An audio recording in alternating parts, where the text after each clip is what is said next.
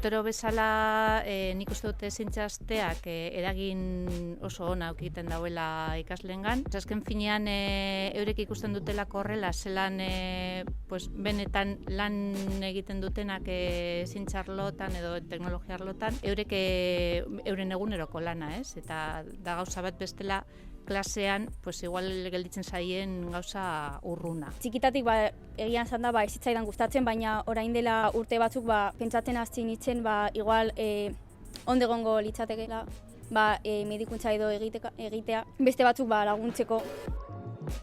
Vemos que realmente que las tecnologías, tanto más de ciencias, biología, medicina, como las más técnicas de robótica, mecatrónica, diseño mecánico, se unen y pueden dar soluciones más personalizadas para lograr una mejor calidad de vida, que es lo que se trata. Que la gente viva más años, pero también con mayor calidad de vida. Nik uste dute horretan institutu inbea dala, ez? Eta holako hitzaldiak adibidez motea ikasleentzat oso interesgarria dela eta aprobetxatzeko modukoak direla.